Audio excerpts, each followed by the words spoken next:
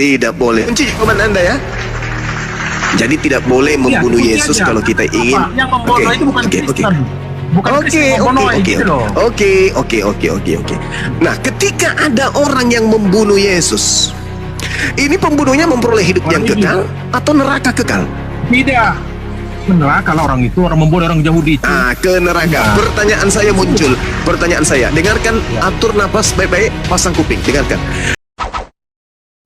Salam satu Tuhan.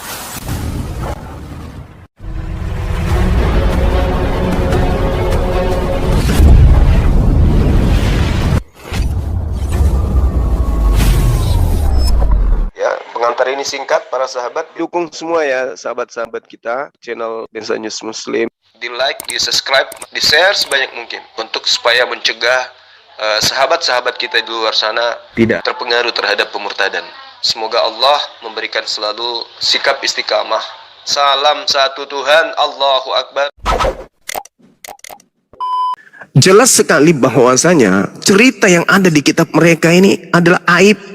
Apabila kita bongkar, ternyata Herodes ingin melenyapkan bayi Yesus karena unsur politik. Lalu kemudian imam-imam kepala internal mereka, orang-orang Yahudi juga ingin melenyapkan Yesus karena unsur politik. Ketakutan mereka terhadap penguasa kekaisaran Romawi, Imperium Romawi, agar tidak mengambil bangsa mereka.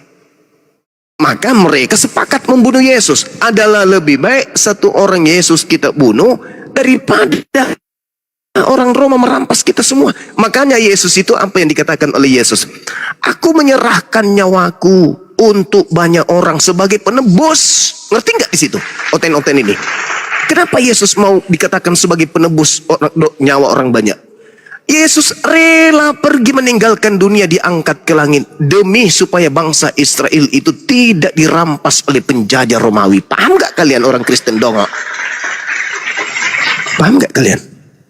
Bukan menebus dalam arti kata menjadi korban tumbal di atas salib. Yesus itu rela menjadi tumbal, rela menjadi korban. Dia rela mengorbankan dirinya. Makanya pada saat ingin ditangkap di Lukas 22 nomor 4344. Sabar dulu. Habis ini Anda boleh berbohong. Yang penting jangan menjadi bodoh ya. Jangan kayak tadi. Jangan bodoh kayak tadi. Anda boleh berbicara sampai gigi Anda berjatuhan semuanya. Boleh. Selama yang Anda sampaikan itu adalah kebenaran. Tapi kalau dongok kayak tadi itu percuma. Kami tidak ingin berbicara dengan kumpulan makhluk binatang. Apa kok? Kebun binatang. Kami ingin berbicara dengan manusia meskipun beda agama. Paham sama situ? Nah, sekarang gini, saya lanjut sedikit aja. Nanti bebas Anda berbohong. Jadi, ketika Yesus mengatakan, aku menyerahkan nyawaku untuk sebagai tebusan bagi orang banyak. Maksudnya, kalau aku bertahan di bumi, orang-orang akan semakin banyak percaya samaku, maka bangsa Romawi akan datang merampas semua kemudian apa yang dimiliki oleh Bani Israel. Maka murid-muridnya, sahabat-sahabatnya, keluarganya Yesus menjadi sandera dari penjajah Romawi. Maka dia harus pergi, meskipun kemudian dia harus mematahkan kemudian misi kedatangannya sebagai penginjil di tengah-tengah kaumnya Bani Israel. Makanya dia berdoa dalam Lukas 22, 43, 44, Bapa, sekiranya mungkin beban ini biarlah berlalu, tetapi bukan atas kehendakku, melainkan atas kehendak-Mu lah yang terjadi. Maka seorang malaikat turun dari langit untuk memberi kekuatan kepada Yesus. Jadi siap-siap nih Yesus diisi oksigen untuk terbang ke langit, dibawa oleh malaikat. Itu yang terjadi. Bukan jadi tumbal untuk dosa-dosa, nggak ada. Jadi ketika Yesus kemudian terangkat ke langit, tidak terjadi kemudian penjajahan beruntun kepada Yerusalem pada saat itu. Itu yang perlu Anda pahami. Tapi kalau Yesus bertahan, maka betul kata Imam Kayafas, bangsa mereka akan dirampas, tempat suci mereka akan dirampas. Kalau Yesus bertahan, maka Yesus harus terangkat. Kita harus upayakan kata mereka untuk membunuh ini orang. Karena kalau tidak, bangsa kita akan diambil alih. Makanya Yesus, oke lah kalau begitu. Aku terangkat sesuai dengan kehendak Tuhanku. Itu yang perlu Anda pahami. Jadi kesimpulan saya, Kristen dengan hukum Taurat itu tak ada hubungannya. Kristen dengan Yesus itu tak ada hubungannya. Kemudian Penebusan dosa itu tak ada hubungannya dengan Yesus, penyaliban juga tak ada hubungannya dengan Yesus. Itu hanya rekayasa Romawi kuno untuk menjual ajaran mereka, yaitu penyembahan terhadap roh-roh yang disembah oleh nenek moyang mereka dalam nama Theos. Subhanallah, selamat datang dalam kebenaran. Masya Allah. Itu saudara. Jadi kalau Anda membantah saya, silakan Anda bantah. Tolong tunjukkan di mana hukum Taurat yang Anda gaung-gaungkan itu diperuntukkan untuk orang di luar Yahudi, sehingga Yesus yang harus menjadi penebusan di atas salib dengan jalan kutuk. Silakan. Si Juma itu kan asumsi liar menurut pengapanya, penafsiran dia sendiri, penafsiran liar. Semuanya itu omongannya itu bohong. Di kekristenan itu Yesus itu mengajarkan kebaikan, memberikan contoh. Dia menunjukkan dia bahwa benar-benar anak Tuhan. Dia menunjukkan mukjizat di dunia ini. Tapi cuma seenaknya mempremi untuk menyesatkan orang-orang. Tapi tidak segampang itu. Tuhan juga tahu apa yang harus diucapkan Juma. Tuhan juga Bang, ada pakai satu- data bang, bentar bang. Anda Udah, ngomong cuma pakai itu aja. data. Pakai data ngomongnya, jangan asal ngomong bang ya. Sepintar apapun aku Justru Bang memberikan Juma tuh data sama berkata si sesuai Bung. data, Benar, saudara. benar. Ya silakan pakai data ya. Kalau data itu Silakan kau Anda bilang, bantah apa yang disampaikan Bang Juma, tapi pakai data. Silakan. percuma. Jadi si Juma itu menurut saya penyesat. Ya udahlah, aku turun.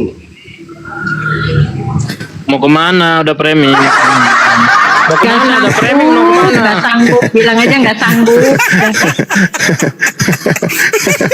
Nggak ada data. Cuman congoros aja, Gurunda, congoros. Ya, kita lihat ya. Tadi ada pertanyaan mana unsur politiknya dan mana pembayaran pajak yang dimaksud. Saudara-saudara sekalian yang dicintai oleh Allah, di dalam kitab Lukas bab 23, kita bisa melihat, lalu bangkitlah seluruh sidang itu dan Yesus dibawa menghadap Pilatus. Di situ mereka mulai menuduh Yesus, katanya, telah kedapatan oleh kami bahwa Yesus ini menyesatkan bangsa kami, dan Yesus ini melarang membayar pajak kepada Kaisar, dan tentang dirinya ia mengatakan bahwa ia adalah Kristus, yaitu Raja. Ini jelas sekali, unsur politiknya sangat nyata. Tidak ada unsur sedikit pun terkait dengan penebusan dosa, dengan menebus Torah, membatalkan Torah, kemudian untuk mengganti hukum Torah dengan hukum kasih. Itu nggak ada, sama sekali nggak ada.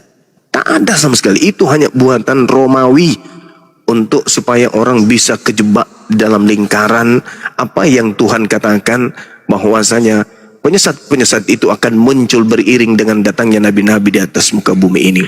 Dan Yesus juga mengatakan bahwa penyesat itu ada di tengah-tengah mereka. Waspadalah kepada penyesat yang datang kepadamu dengan memakai nama aku dan berkata, akulah Kristus. Sahabat yang dicintai oleh Allah, kita lihat pola mana yang akan kita ikuti dari saudara kita Kristen ini. Nebus dosa. Oke, kita ikut nebus dosa. Di dalam kaidah penebusan dosa, tidak dikenal bangsa Romawi, tidak dikenal bangsa Yunani, tidak dikenal kemudian orang Mesir kuno, tidak dikenal orang Asia, tidak dikenal oleh bangsa Arab penebusan dosa itu. Selain daripada menggunakan binatang, Al-Quran surah Al-Hajj ayat 34. Imamat 1 nomor 2. Dan satu yang menginginkan kemudian penebusan pendamai antara dewa dengan manusia itu adalah dewa Molok. Imamat 18. Itu Imamat 18 mencerita tentang Dewa Molok yang minta persembahan pendamai ketika kemudian penyakit merebak, ketika gagal panen, ketika banyak bencana alam, maka orang-orang penyembah Dewa Molok membunuh salah satu anak mereka untuk mereka persembahkan kepada Dewa Molok. Itu kalau mempersembahkan manusia. Nah, jadi penebusan dosa itu Imamat 1 nomor 2 cukup dengan binatang. Keluaran 29 cukup dengan binatang. Yosua 6 nomor 6 cukup mencium batu. Itu penebus dosa tuh. Lalu kemudian 2 Tawarik 14 nomor 7 cukup dengan berdoa, bertobat, maka dosa-dosa akan diampuni. Tidak ada dosa ditebus dengan cara membunuh orang, nggak ada itu. Jadi konsep ini cacat, konsep ini timpang. Kemudian Yesus mengajarkan di dalam Matius 8 nomor 4, pergilah perlihatkanlah dirimu kepada imam. lakukanlah apa yang, persembahkanlah persembahan apa yang perintahkan Nabi Musa kepadamu. Berarti imamat, binatang berarti. Kemudian, kalau kita ingin mengorek lebih dalam kesesatan yang dijual selama ini oleh orang Barat melalui penjajah yang masuk ke Nusantara ini, coba saudara-saudara buka Bible kitab Kisah Para Pewarta 21 nomor 15 sampai nomor 26. Bagaimana Paulus ketika habis mengajarkan agama Kristen kembali ke Yerusalem, apa yang dilakukan oleh Paulus, saudara-saudara? Bertaubat dan melakukan persembahan-persembahan ala Yahudi, bukan persembahan Yesus, darah manusia, daging manusia, itu nggak ada. Jadi Paulus melakukan prank terhadap orang-orang Yahudi yang hidup di tengah-tengah bangsa asing dan juga orang-orang asing di luar daripada kaum Yahudi. Itu fakta, itu real. Untuk apa Paulus kemudian bertobat ketika dia mengatakan jangan kau bersunat, jangan kau mau diatur tentang makanan. Tapi begitu kembali ke Yerusalem, kenapa dia bertobat dari ajaran itu? Tua-tua mengatakan, hei Paulus, kami telah mendengarkan ternyata kau melarang orang-orang untuk bersunat dan kau membiarkan mereka makan babi. Apa yang harus kami lakukan sekarang? Karena kalau sampai orang tahu, maka kau akan dibunuh. Nah, supaya kau tidak dibunuh, wahai Paulus, ada 4 orang yang sedang bernazar, kau ajak mereka, bayarkan nazar mereka, dan kau bertobat, kau tahirkan dirimu bersama dengan mereka. Paulus ikut nggak? Ikut. Paulus mentahirkan dirinya, mentobatkan dirinya dari mengajarkan jangan bersunat dan mengajarkan makan babi. Jadi ini artinya bahwa memang itu hanya rekayasa saja untuk melanggengkan ajaran sibilisisis yang mendatangi Paulus agar orang-orang menyembah dirinya dalam nama Yesus. Sekali lagi, kata kuncinya adalah baca Ulangan 5 nomor 1, nomor 2, nomor 3, nomor 4 dan seterusnya. Baca Ulangan 33 nomor 1 sampai nomor 4. Hukum Taurat itu hanya untuk kaum Israel. Kalau ada yang melanggar hukum Torah, maka yang dihukum adalah dia, orang Israel. Ketika ada perintah, contoh, jangan engkau makan babi, berguna enggak itu bagi orang Kristen? Tidak. Kenapa? Karena hukum Torah larangan makan babi itu bukan untuk orang Kristen. Jadi orang Kristen mau makan babi, babi panggang, babi goreng, babi kering, babi hutan, babi kota, babi mall, babi pasar senggol, babi apapun itu, babi hidup sekalipun, tak ada dosa bagi Kristen karena tak ada larangan bagi orang Kristen. Cuman mereka sok cantik. Kami sekarang kami boleh makan babi loh. Emang sejak kapan kau dilarang? Sekarang kami boleh ibadah minggu loh. Emang sejak kapan kau disuruh hari Sabtu? Sekarang kami boleh ini loh, boleh tidak bersunat. Emang sejak kapan kau disuruh bersunat? Tidak ada perintah Tuhan datang kepada orang Kristen. Gak ada satupun. Gak ada Tuhan pernah berfirman kepada orang Kristen. Gak ada. Hukum Taurat itu hanya hukum Bani Israel. Tak ada hukum untuk Islam atau hukum untuk Kristen, nggak ada. Itu murni hukum untuk Bani Israel. Jadi ketika Yesus kemudian digajang-gajang mengatakan dia datang untuk menebus hukum Torah, ya hukum Torah untuk kaumnya dong. Oh, Yesus mati untuk hukum Torah, ya berarti untuk kaumnya dong. Coba Anda lihat surah Paulus di dalam Galatia 4. Nih, konsentrasi kita ke situ sementara. Di Galatia 4 nomor 5, apa kata Paulus? Saya baca pelan-pelan. Yesus diutus untuk menebus mereka yang tunduk kepada hukum Taurat, supaya kita, jadi kita ini maksudnya orang-orang Israel yang ada di Galatia, supaya kita diterima menjadi anak atau hamba.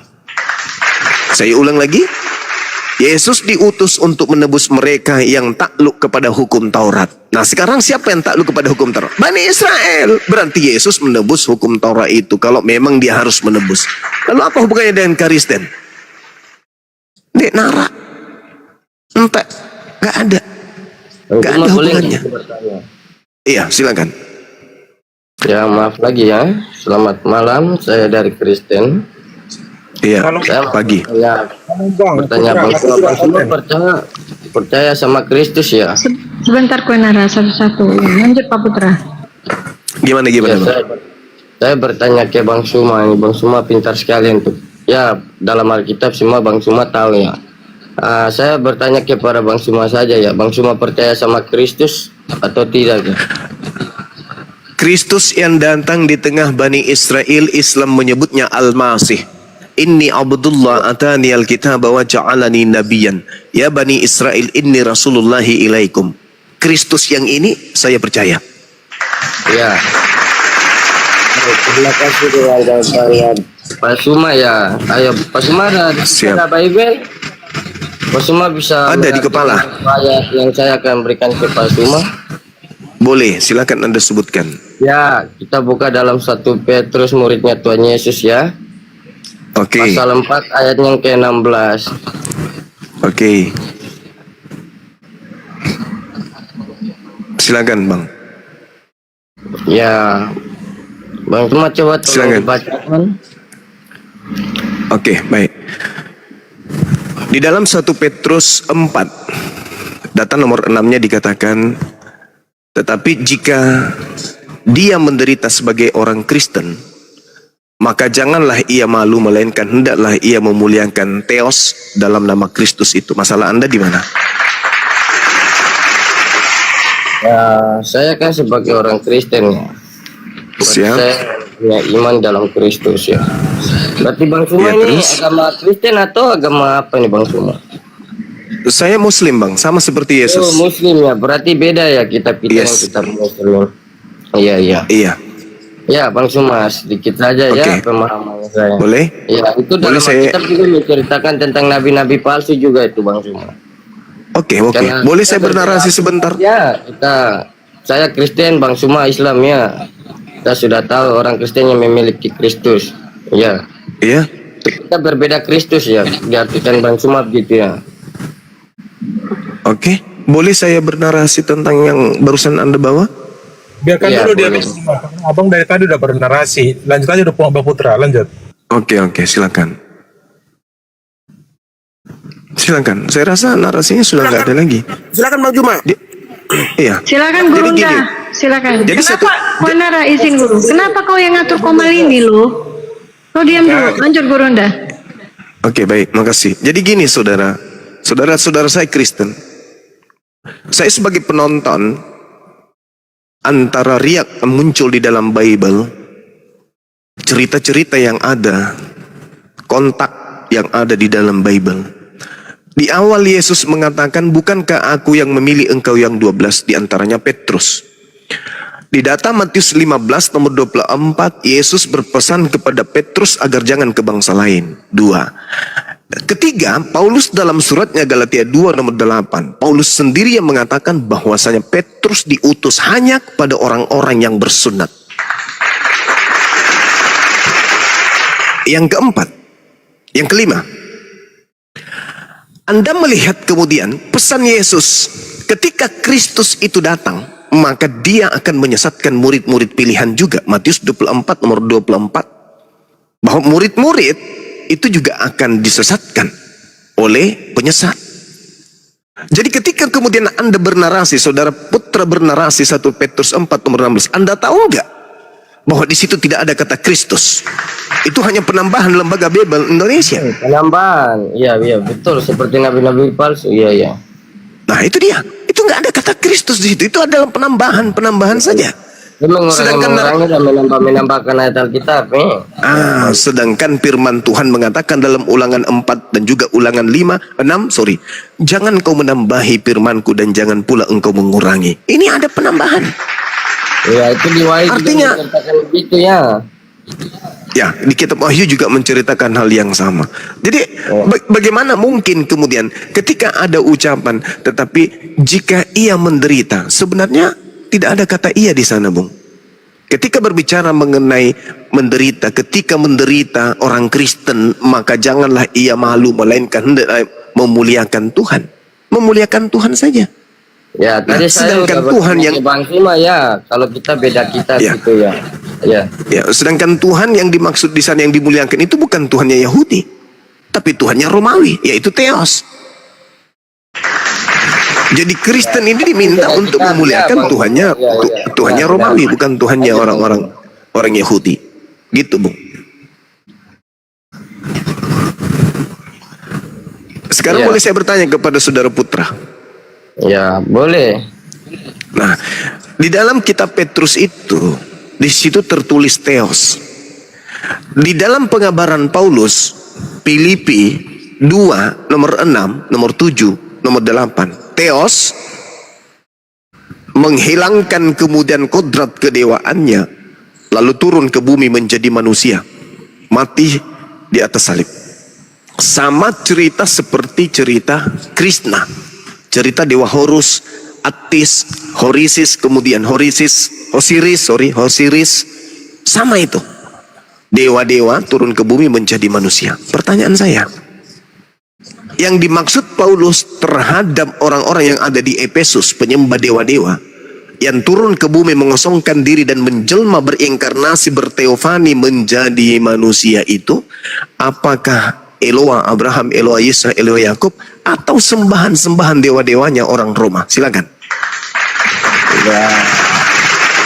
Ya, kan tadi udah dibahas ya, kita beda kitab ya.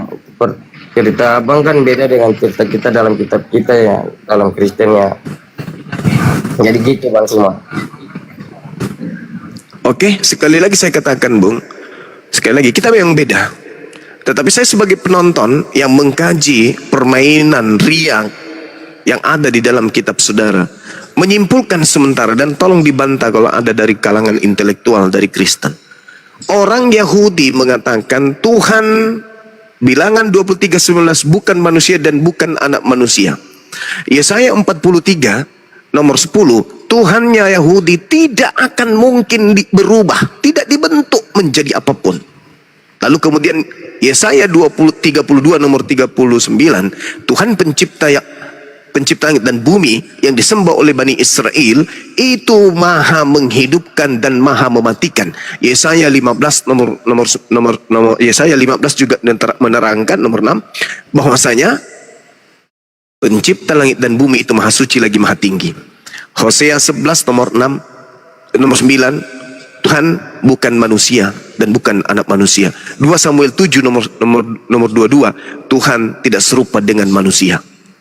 Lalu kemudian ketika itu terjadi di ufuk yang berbeda, ada dewa yang turun kemudian menjadi manusia, menjelma menjadi manusia. Pertanyaan saya, yang turun menjelma manusia ini dewanya Romawi atau Tuhannya Abraham, Ishak dan Yakub?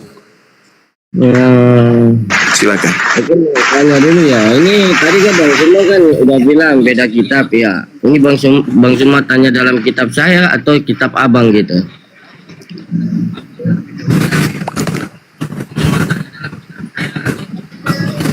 Ya, itu di dalam kitabnya saudara. Saya ngambil terjemahan dari kitabnya Yahudi dan juga saya ambil dari kitabnya Romawi.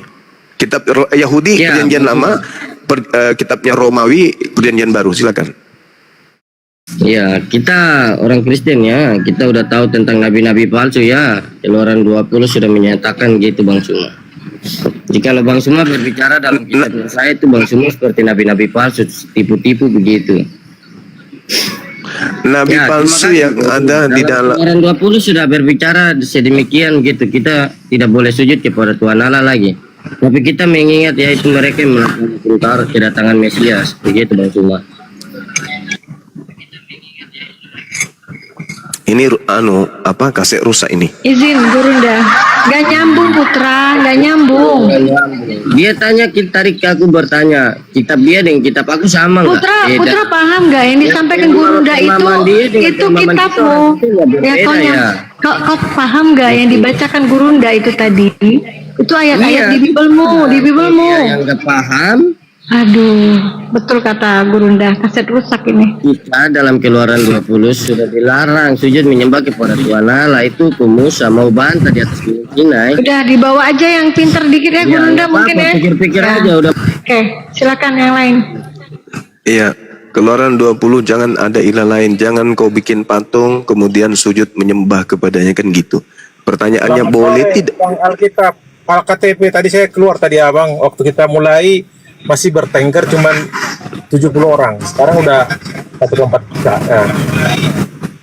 Izin Bang Zuma tadi aku di bawah. Boleh, silakan. Cuman sedikit aja memberikan sedikit masukan ke abang. Abang tadi bernarasi bahwasanya Yesus menebus dosa. Jadi dari kejadian sampai Wahyu tak ada Bang, ada sesuatu menebus dosa, tapi mengampuni Bang, itu aja.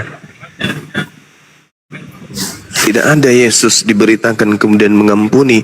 Pengampunan Yesus itu ketika dia hidup di tengah kaumnya Bani Israel, pengampunannya pun dia mengatakan, tidak mengatakan aku telah mengampuni, tapi dosamu telah diampuni. Itu bahasa biasa itu. Dosamu telah diampuni. Karena orang-orang Yahudi pada kala itu ketika mereka melakukan dosa, mereka seketika biasa kena kutuk, tiba-tiba kena kusta, tiba-tiba buta, tiba-tiba lumpuh. Nah, ketika Yesus datang sebagai pengusap, dia mengusap, dia menyentuh kemudian orang-orang yang ada di sekelilingnya, seketika itu sembuh. Apa kata Yesus? Dosamu telah diampuni. Apa buktinya bahwa Tuhan telah mengampuni dosamu? Ketika saya jamah kamu, maka kamu sembuh. Berarti Tuhanku yang mengutusku telah mengampuni dosamu, makanya kau sembuh. Itu maksudnya. Bukan gini Bang. Abang tadi bernarasi dibilang kata-kata itu saya dengar tadi menebus. Nah, jadi Yesus mati menebus. Jadi saya koreksi, bukan menebus abangku, karena kata-kata menebus tak ada di Bible abang, dari Kejadian Wahyu. Saya cuma memasukkan bukan menebus tapi mengampuni gitu loh Bang. Terus mengampuni memang apa-apa, tapi kita harus lihat bahwasanya Efesus 4 ayat 32, tetap mintalah kamu aman. Suaranya kecil ya teman-teman ya. Izin Bang, suaranya nggak masuk Bang. Suaramu kecil, Kuera. Ini nih, ini abangku Bang Zuma, aku cuman memberikan masukan saja. Karena tadi waktu dengan kawanku yang udah dikik tadi, abang bernasi tidak ada dalilnya Yesus menebus sampai di tiang salib. Jadi menebus. Jadi coba saya memberikan koreksi, kata-kata menebus tak ada tertulis di Bible tentang dosa ya. Rata-rata menyebutkan mengampuni. Namun yang mengampuni pun Allah Bapa, tapi ada satu dalil di Efesus 4 ayat 32. Tetapi hendaklah kamu ramah seseorang terhadap yang lain, penuh kasih mesra dan saling mengampuni sebagaimana Allah di dalam Kristus yang telah mengampuni kamu. Itu. Ya, itu aja masukan dari saya. Oke. Baik, Bung. Jadi terlalu cerdas juga melampaui film kartun juga itu nggak bagus loh. Meskipun itu film kartun, di ayat kalau berapa Bang? Bangku di ayat berapa? Coba tunjukkan ke saya dulu, gitu loh. Galatia 3 nomor 13 itu Anda apakah dalil yang begitu familiar di kalangan Kristen Anda pun buta terhadap dalil itu? Kristus telah menebus, dalam bahasa Yunaninya kan jelas itu, exagorazo. Exagorazo itu artinya menebus. Anda memiliki utang di Pegadaian, Yesus datang menebus utang itu sehingga utang Anda di Pegadaian lunas. Gimana? Data yang sangat familiar pun Anda nggak tahu. Yesus itu seibarat kemudian barang yang digunakan untuk membarter barang yang tergadai di Pegadaian. Makanya dikatakan exagorazo dalam bahasa Yunani itu artinya adalah sesuatu yang dipakai alat untuk menukarkan atau menggulingkan suatu keadaan. Itu fakta itu. Iya, yang dosa abang bilang Anda koreksi ditebus. Bang, izin bang, menebus dosa tak ada, itu tulis menebus kita, bedakan itu Bang, itu maksud saya. Abang kan tadi ngomong tadi di narasi dengar tadi menebus dosa. Ini Galatia 3:13 itu kan menebus kita, beda bro, itu jangan samakan. Bagaimana ceritanya sedangkan Yesus datang itu memang untuk menebus dosa? Tidak tertulis itu menebus kita. La haula wala quwata illa billah. Ini ciri-ciri munafik ini, Gurunda, Kristen munafik ini. Justru Yesus itu adalah mengampuni dosa oleh Allah Bapa. Beda dengan tidak ada, Bung, tidak ada. Malah kalau Anda lihat 2 Petrus 2 nomor 24 itu lebih parah lagi. Yesus sudah menanggung dosa-dosa kita di dalam tubuhnya, bukan nebus lagi tapi menelan dosa-dosa, bukan menebus, memakan dosa-dosa. Makanya bro, kayak Pegadaian namanya itu. Ya itu dari Anda, itu kita pandai mengatakan, itu bukan saya mengatakan. Saya hanya membaca dalilnya. Jangan ditambahin gitu loh. Beda. Loh, jangan dengan menebus dosa, beda bro. Gimana ceritanya? Yesus itu mati di atas tiang salib untuk menebus, bukan menghapus. Kita menebus kita. Bukan dosa. Apanya yang ditebus? Apa yang ditebus oleh Yesus? Karena dia aja bayangkan. Apa yang ditebus? Apa yang ditebus Yesus di atas salib? Apa? Baca Yohanes 3:16. Apa itu? Dibaca lah Yohanes 3:16. Enggak ada hubungannya. Justru Yohanes 3:16 itu tak ada hubungannya dengan kematian di salib. Manusia Tidak ada menebus. Alamak, ini Anda jangan ngarang-ngarang lah. Saya berharap ada dari kaum Kristen ini yang punya intelektual. Jujur, dia Yesus- jujur munafik ini Gurunda. Justru dalil yang saya buat abangku. Coba sekarang aku oke. Di mana tertulis ada menebus dosa? Dari berapa? Alamak, tidak. Saya kasih 1 juta abang. Di mana tertulis Di dalam- ada kalimat menebus dosa? Sekarang No. Saya kasih Yesus mati itu.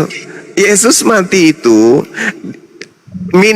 minimal ada sekitar 25 ayat atau data di dalam kitab saudara bagaimana kemudian Yesus itu datang untuk menebus dosa.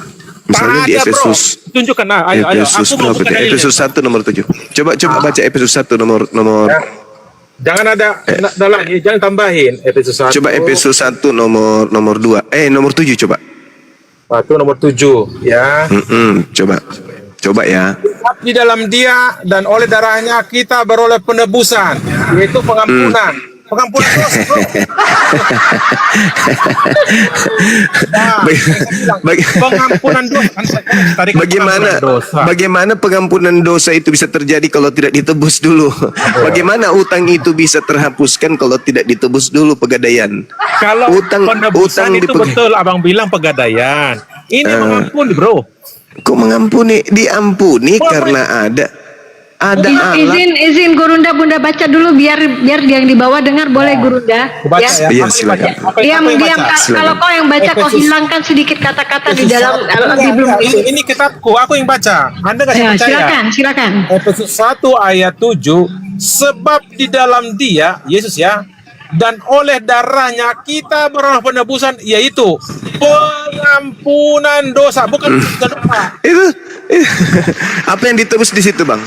Apanya? Apa yang ditebus di situ? Beroleh penebusan, yaitu pengampunan dosa. Beda penebusan. Berarti dosamu ditebus, Oon. Jadi dosa itu diampuni, bro, bukan tebus. Emang dosa itu masuk pegadaian. Iya. Memang Kristen harus begitu. Kamu harus berpihak ke Islam memang. Dalil. Jangan Dalil. kau menjadi Kristen. Jangan kau menjadi Kristen karena kalau Kristen kau ditertawakan, malah kau tertawakan dirimu sendiri. Karena dalam konsep Kristen itu Saya kan dalil, Yesus Bang. Aku bukan congor. Saya sampaikan gitu. yang Abang dari relasi. Oke. Tadi yang Yesus tebus apa? Apanya? Kita Yesus ya. menebus umatnya supaya hidup kekal. Iya, ditebus dari Memangnya siapa berdosa? Kan nggak ada berdosa. ya, ditebus Paling dari berdosa. apa? Iya, tunggu. Ditebus dari apa? Yang disebut di situ bukan penebusan dosa. Iya, saya tanya, Pengampunan dosa. saya tanya, Yesus menebus kita, kau bilang menebus kita itu dari mana? Tebus kita dari mana? Yesus menebus kita dari apa? Paham nggak maksud kita mengampuni dosa? Udah, Kayak kita sesuai. saya bertanya bukan ke situ. Saya minta Anda jujur aja. Yesus menebus kita dari apa? Mau pergi dari apa? Dari maut. Dari maut.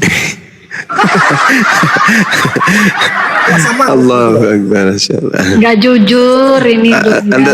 Anda terlatih. Anda bisa menggantikan Paulus. Anda bisa menggantikan Paulus. Anda sudah terlatih. Abangku, saya tak paham narasi abang, tapi saya koreksi.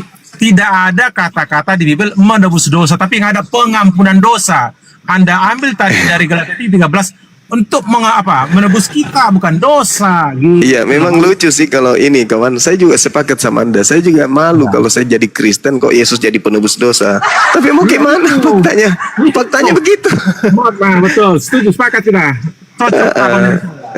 Tapi mau gimana faktanya memang begitu. Mau gimana? Mau kemana lagi kita? Saya kan menjawab pakai Bible abang, bukan modal kayak ngomong tebus padahal. Jadi Anda dengan saya sama sebenarnya, cuman kadang-kadang temanku menjawab aneh-aneh, jadi ribut kan. Aku tadi udah ngomong di bawah, jangan terlalu ikuti narasi dulu, jangan langsung debat supaya nanti nggak dikik. Buktinya langsung dikik kan, diludahin langsung kan, karena terlalu congor dia. Sampaikan aja pelan, santun gitu, gantiin bersuara. Oke, lanjut lampu. Iya. Bicarakan lagi apa bang? Cuma dimasukkan Itu aja yang- sih tadi, bukan membantah tapi masukan.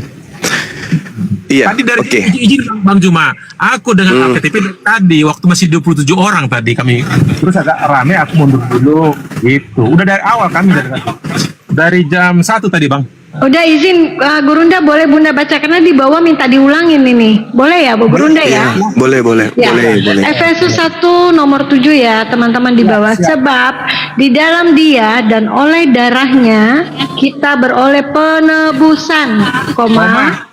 Ya. Ya, sabar, koma, yaitu pengampunan dosa, koma, menurut kekayaan kasih karunia-Nya. Itu teman-teman. Pengampunan. Ya, tapi kan? ada kata penebusan sebelumnya, On. Iya. Menebus itu dari pegadaian bro, pegadaian utang. Saya dengan Bang Juma udah pas tadi. Aku dengan Bang Juma cocok banget. Kan gitu. Cuman ada outline lain mungkin. Ya, tapi kamu nggak jawab pertanyaan Gurunda. Ditebus apanya? Silakan jawab. Serialah mau supaya kita masuk ke surga sesuai dengan Yohanes 13. Kita Kristen itu memperoleh hidup kekal. Kalau nggak percaya sama Yesus nggak bisa lah. Gitu. Lanjut. Oke. Terima kasih Abang Juma yang baik. Mungkin apa diskusi santai kita lah. Jadi menurut saudara fungsi kematian Yesus di salib itu untuk apa? Jadi Untuk Yesus datang ke dunia bukan mau mati bro, ya. Tolong pahami. Tak ada satupun Yesus itu bakalan dimetongkan. Tapi karena dengan dakwah dia, umat Yahudi tersinggung. Ada 3 poin itu. Kenapa dia tersinggung? Pertama, bait Allah katanya bisa dibangun 3 hari. Ya, menghina kan? Baru diangkat nabi palsu, baru melanggar hukum Sabat. Di situlah mereka berupaya bagaimana caranya ini harus dihukum mati. Tapi tak ada dalil kan? Pontius Pilatus kan tak ada bukti, sehingga diserahkan kepada masyarakat telah yang menyebutkan alihkan dia, biarkanlah si Barabbas keluar penjahat ulung, tapi digantikan dengan ini karena dianggap mereka penghujat Yesus ini nggak diterima. Awal mereka kan ini Mesias supaya menyelamatkan kita dari penjajahan Romawi. Ternyata ini kok malah berantakan ya anak, kok malah bekerja menyembuhkan orang di hari Sabat, betul tersinggung. Wajar toh. Saudara, Anda tahu tidak bahwa tuduhan-tuduhan yang mereka buat-buat itu adalah tuduhan karena dengki aja? Betul. Nah, itu bukan tuduhan asli itu. Bukan karena Yesus itu mengatakan dirinya anak Tuhan, bukan karena dia mengobati orang pada hari Sabat, bukan. Tetapi karena memang mereka berencana untuk menghilangkan Yesus agar Roma tidak menguasai bangsa mereka. Betul. Maka mereka berarti nggak ada dosa waris, nggak ada menebus dosa, nggak ada kemudian mengampuni dosa. Nah, kan nggak ada.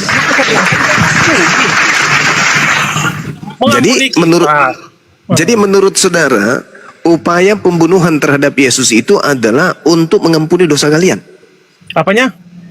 Upaya orang-orang Yahudi berkongkol dengan iblis membunuh Yesus itu adalah upaya untuk menghapus dosa kalian.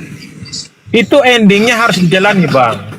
Iya, maksud saya gini, ketika imam kepala mahkamah agama orang Farisi melakukan kesaksian-kesaksian palsu tipu muslihat dan juga pengaruh iblis yang merasuki Yudas sehingga sentralnya Yesus dibunuh, itu tujuannya untuk menghapus dosa kalian.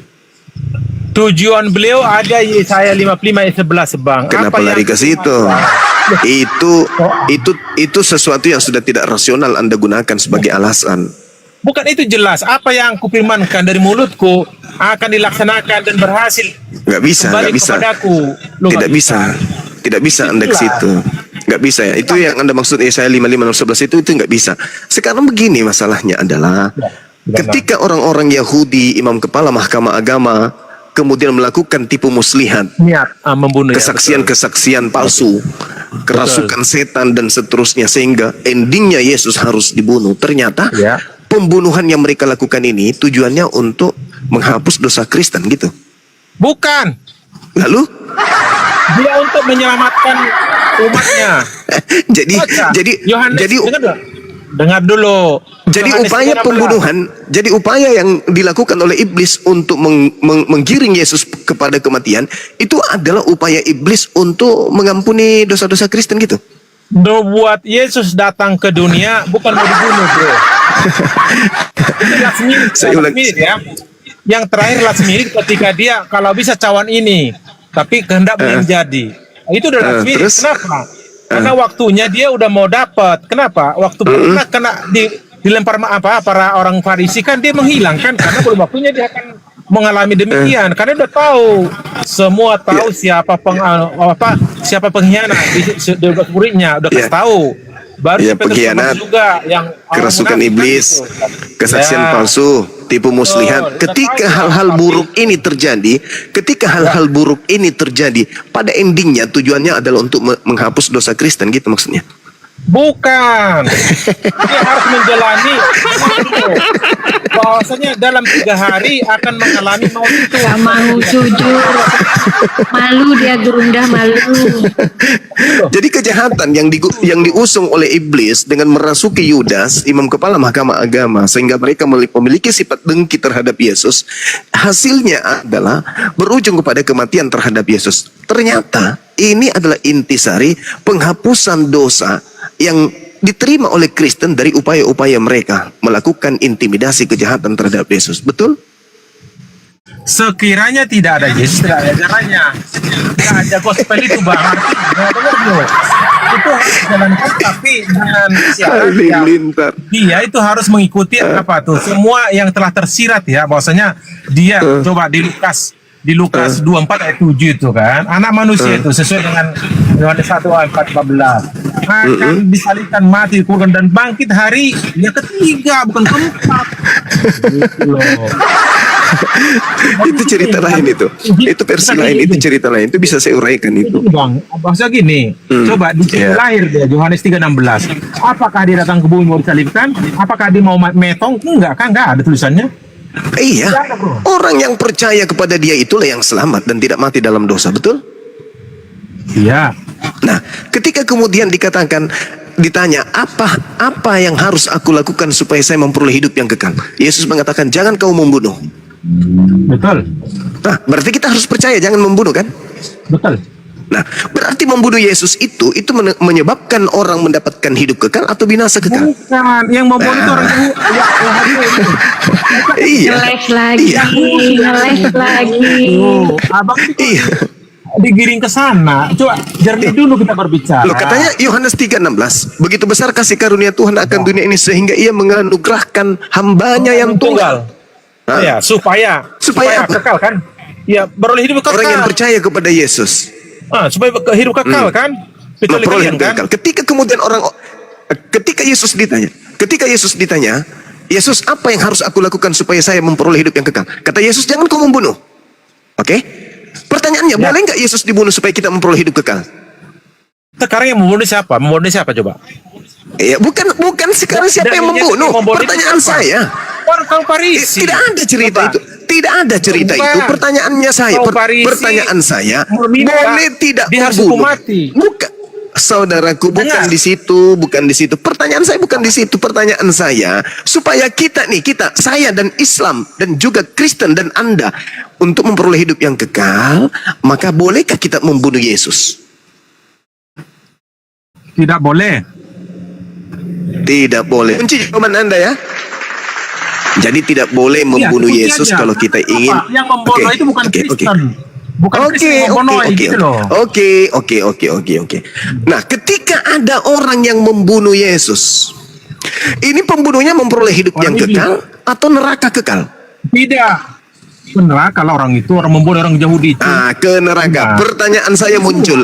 Pertanyaan saya, dengarkan, atur napas baik-baik, pasang kuping, dengarkan. Ketika ada orang yang membunuh Yesus dan berakibat neraka buat pembunuhnya, lalu pembunuhan yang dilakukan terhadap Yesus ini apa pengaruhnya dengan Kristen? Coba Anda jawab. Ketika orang-orang ini membunuh Yesus, dengar dulu. Anda jangan mengarah kepada pembunuhan. Kenapa? Dia datang bukan mau dibunuh, datang ke dunia. Masalah generasi. Masalah. Ngeles lagi, jujur lagi. Kan itu Bibelmu tadi sendiri ada di situ. Aduh. Apa ditulis? Saudara, Yesus datang bukan untuk dibunuh. Ketika ada orang yang membunuhnya, kita sepakat, maka pelaku pembunuhan ini tempatnya di neraka. Muncul pertanyaan, melihat keadaan Kristen, wajah Kristen. sabar. Melihat wajah Kristen hari ini, maka muncul pertanyaan. Orang yang membunuh Yesus mendapatkan upah neraka. Tetapi dampak dari pembunuhan yang dilakukan oleh mereka itu berdampak kepada Kristen. Pertanyaan saya, hasil dari pembunuhan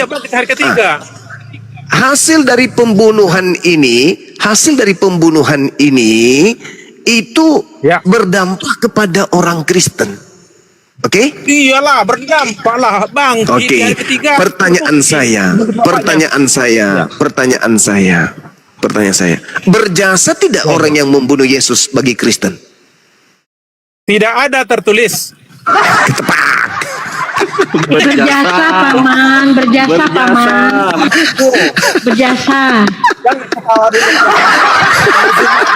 Saya kunci dengan Bible. Kenapa? Aku tidak memberikan jawaban yang aneh. Kalau ada yang tulis itu, jawab. Kan saya bilang tadi. Aku akan jawaban Anda berdasarkan Bible. Tak ada tertulis, bro. Lanjut. Saya ulang pertanyaan saya. Ya. Pembunuhan terhadap Yesus adalah mengakibatkan pelakunya masuk neraka. Pertanyaan saya, pelaku yang masuk neraka ini karena melakukan pembunuhan terhadap Yesus, mereka rela masuk neraka. Tetapi ada sekelompok manusia yang kemudian panen dia dari perbuatan dia membunuh Yesus. Anda salah. Panen kami bukan panen.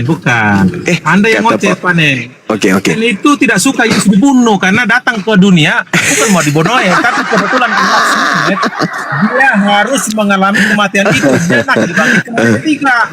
Kalau betong sampai sekarang kayak kalian punya, ya mungkin kita bingung. Saya bacakan sebuah dalil di dalam kitab saudara, dikatakan begini. Di mana? Tanpa penyaliban. Ya. Iya, tunggu dulu. Kita Sabar kan. Tunggu. Mute dulu. Dikatakan dalam kitab saudara, tanpa penyaliban. Iya, dalilnya mana, bro? Sama dulu. 1 Korintus berapa itu? 1 Korintus 15:17 kalau nggak salah. Ada yang ingat nggak teman-teman? Saya kebanyakan tertawa jadinya saya lupa dalilnya. 1 Korintus 1 Korintus 15 nomor 17. Insya Allah saya tidak keliru.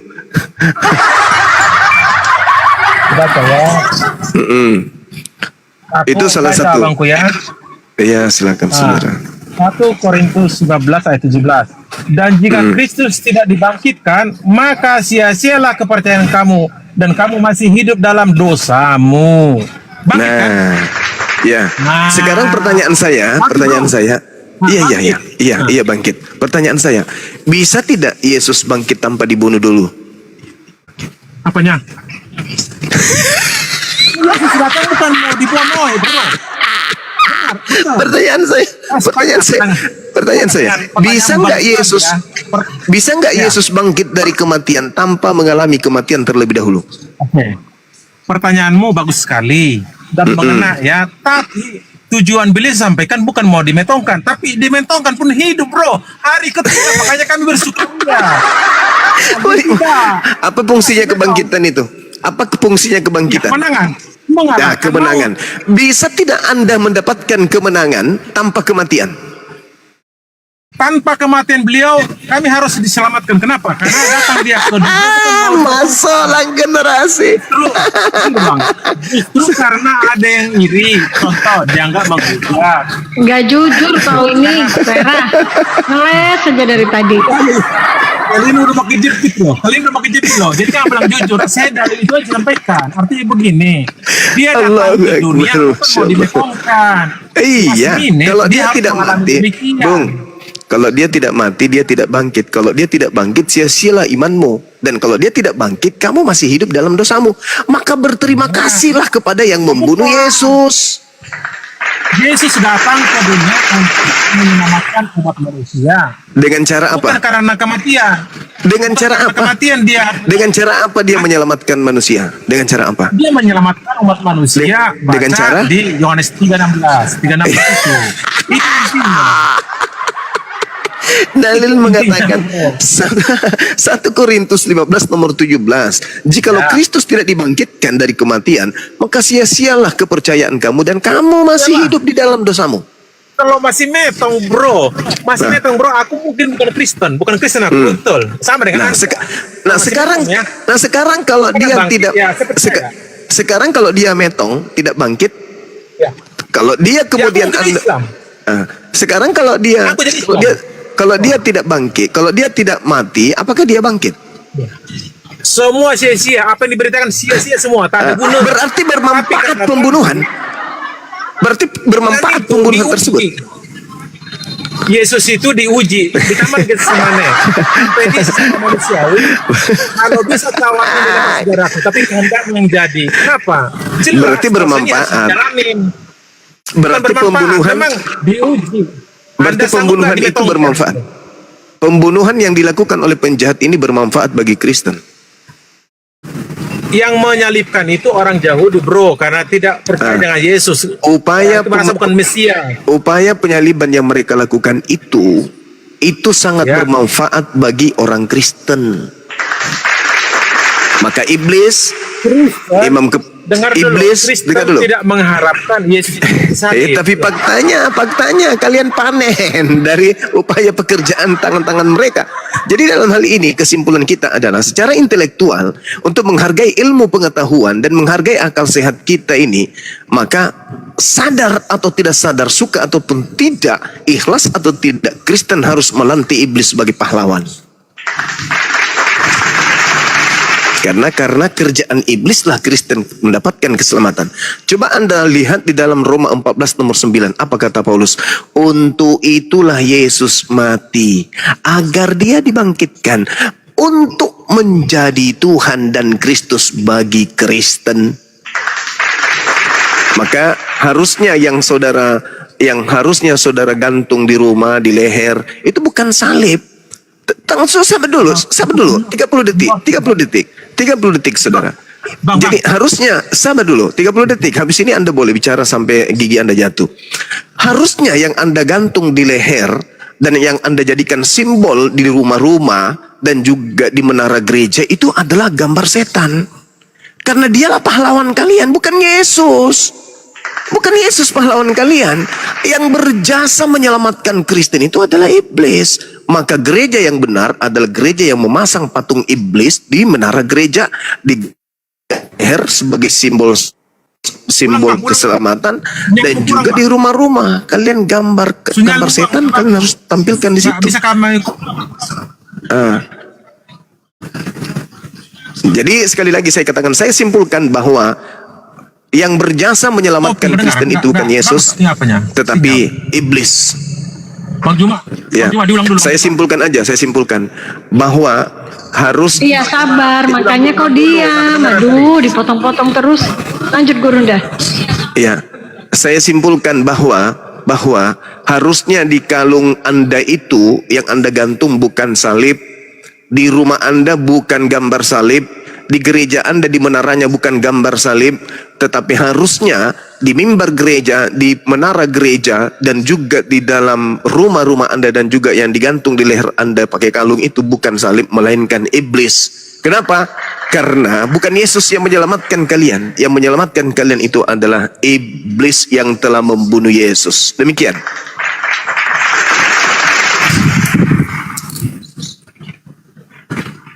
Ya, baik. Terima kasih Gurunda. Izin Bunda mungkin sapa dulu, nih ada tamu ya, Gurunda dari tadi.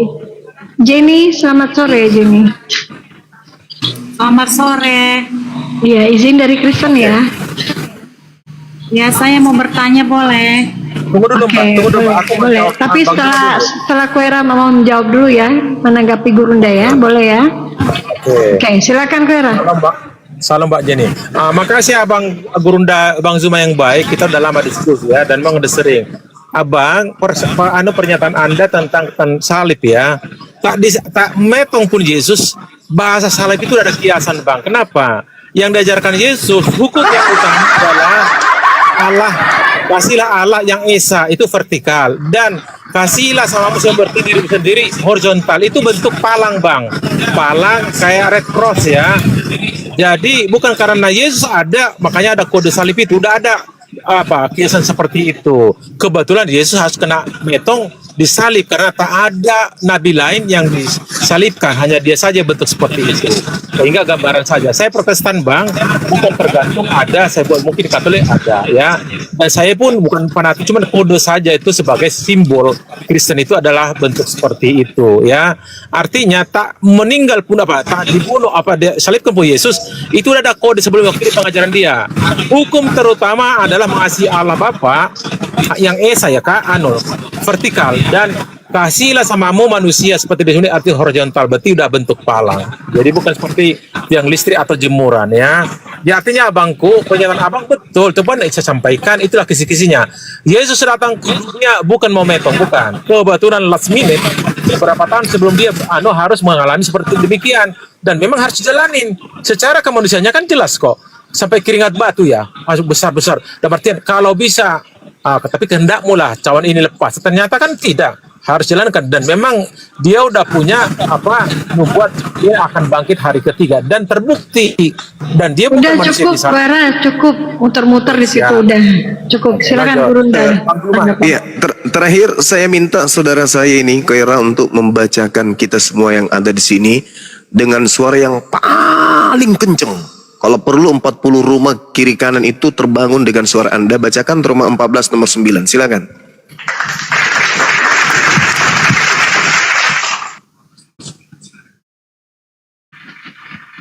Bisa Anda bacakan dengan suara kenceng? Karena silakan Roma 14 nomor 9 dibaca yang kuat. Aku jangan di-mute, Mbak. Ya. Jadi perlu sampaikan, sebab kata Paulus ya waktu di Roma ya. Tolong dibacakan Roma 14 nomor 9. Silakan. Gak perlu narasi lagi, lanjut. Ada sih, kok kenapa sih? Aku mau ngomong kok di-mute. Gimana nih anak? Gimana? Ya Dende. Melulu. Ya saya bacakan ya. Iya. Di Roma 14 ayat 9, sebab untuk itulah Kristus telah mati dan hidup kembali supaya ia menjadi Tuhan yang dijunjung baik atas orang mati maupun orang hidup. Artinya dia yang dimuliakan, bukan Tuhan God, bukan. Paham? Lord dia. Lord artinya Jadi yang dimuliakan, yang dijunjung. Jadi Bukan tujuan Tuhan. Yesus mati di situ apa? Berdasarkan dalil itu. Dalil ini diberitakan oleh Paulus ketika berdakwah di Roma. Dia Ya, tidak tujuan ngomong Yesus langsung. mati untuk Yesus nggak ngomong gitu, enggak. Untuk itulah Kristus mati Ini dan hidup kembali. Dakwahnya Gak jujur, ya ampun. Untuk menjadi apa? Untuk menjadi Tuhan, Paman. Selesai. tapi Tuhannya itu bukan Tuhan kalian, God bukan, tapi dia Lord yang mulia.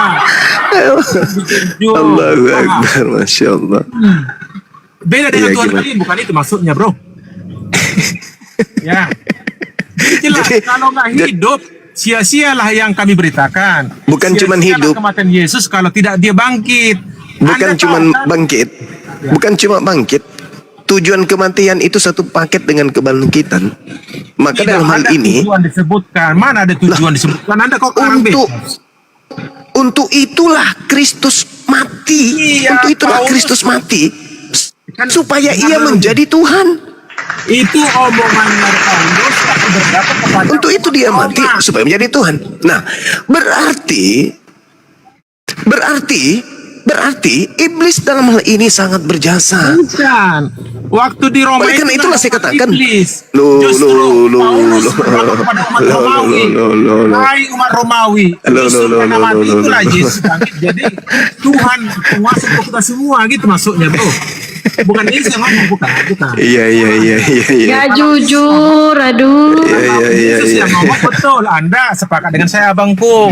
Kan kebetulan ini 28 tahun berikutnya. Ini Paulus. Iya, ujuk-ujuk 28 Paulus tahun yang berikutnya. ngomong Paulus untuk ngomong itulah. berdakwah. Paulus mengatakan untuk Dakwahnya, ya. itulah Yesus mati. Ya. Ya, Kota untuk Roma. itulah Yesus mati. Ya. Supaya Kepada ia siapa dia menjadi ngomong? Tuhan. Kepada siapa dia ngomong? Baik orang-orang. Fungsinya Orang-orang. semua orang, untuk semua orang. Iya, tapi untuk semua orang kan? Untuk semua orang. Nggak ada Enggak Indonesia. dong, baik Untuk atas semua doang. baik orang yang mati maupun orang-orang yang hidup. Itu fungsinya Yesus mati. Berarti iblis ini sangat berjasa. Sampaikan ya. Ya kita Paulus berdakwah di kota Roma. Inilah dakwanya kepada khusus untuk Romawi saja.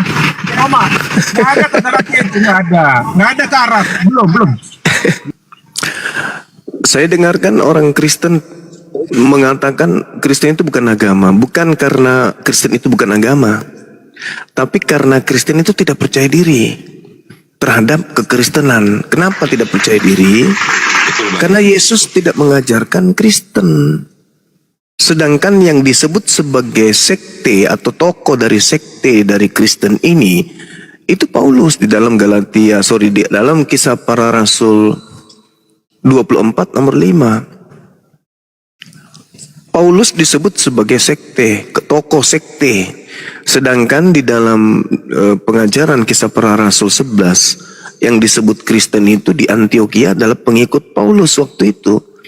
Maka ketika saudara Kristen mengatakan Kristen itu bukan agama, itu sebenarnya untuk menutupi malu karena Kristen ini tidak diajarkan oleh Yesus.